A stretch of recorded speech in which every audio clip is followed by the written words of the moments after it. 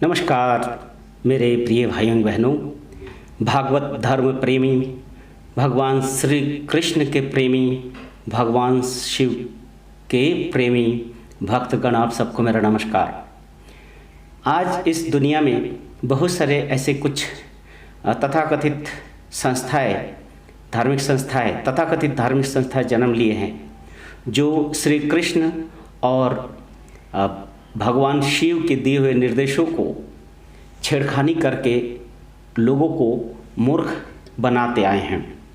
जिसमें नंबर 1 पे आएंगे श्रीमद् प्रभुपाद, जिन्होंने इस्कॉन संस्था बनाए हैं।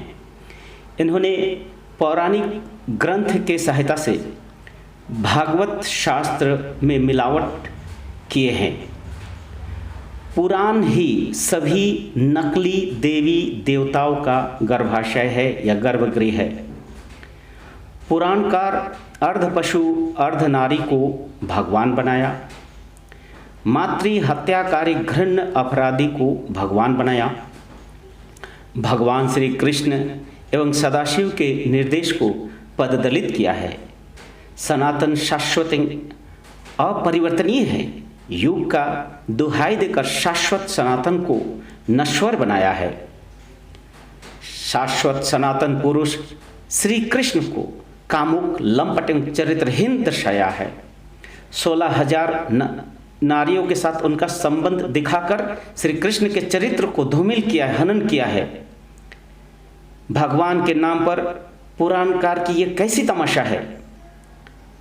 पुराणकार श्रीमद् वेद व्यास महापंडित थे, फिर भी उन्होंने पुराणों में विभिन्न जगहों पर ईश्वर के स्वरूप की चर्चा करके लज्जित थे और तभी तो उन्होंने 18 पुराण लिखने के बाद क्षमा याचना किए हैं।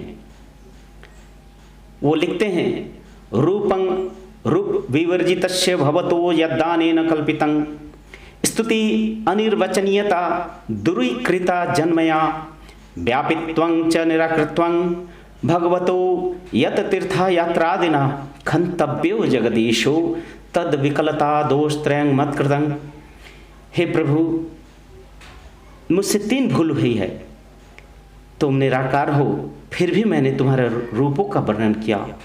तुम निर्गुण हो, फिर भी मैं तुम्हारे गुणों का वर्णन किया। तुम सर्वत्र विद्यमान हो, कण कण में हो, फिर भी मैंने तुमको तीर्थों में बांधने का प्रयास किया।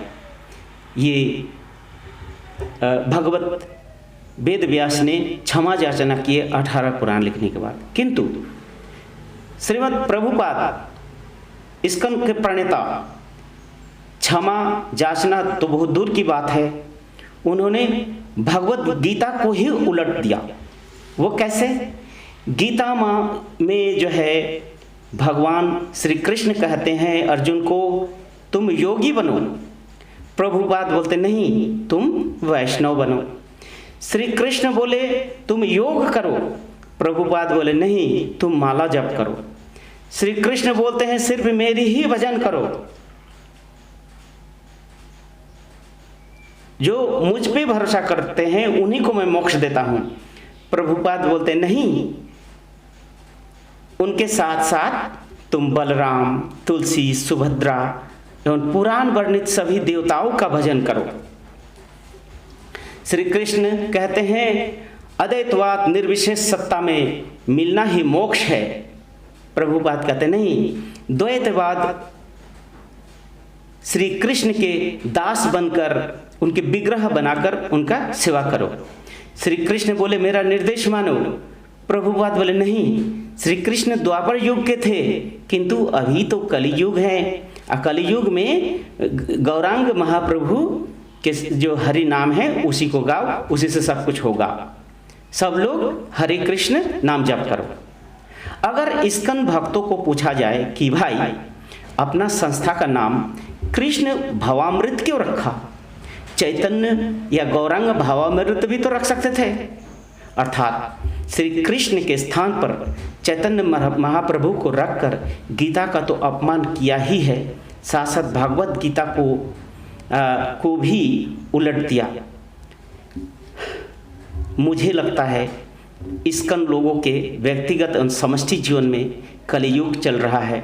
नहीं तो युक्ति वर्जित सड़े हुए पोथी गंध युक्त तर्क नहीं करते और भगवान श्री कृष्ण को चरित्रहीन बनाकर समाज में प्रस्तुत नहीं करते, क्योंकि भगवान श्री कृष्ण और शिव ये ही भागवत धर्म के प्रणेता हैं और इन्हीं के कारण भागवत धर्म शाश्वत सनातन धर्म टिका हुआ है और इन लोगों ने इन्हीं के चरित्र हनन किया है।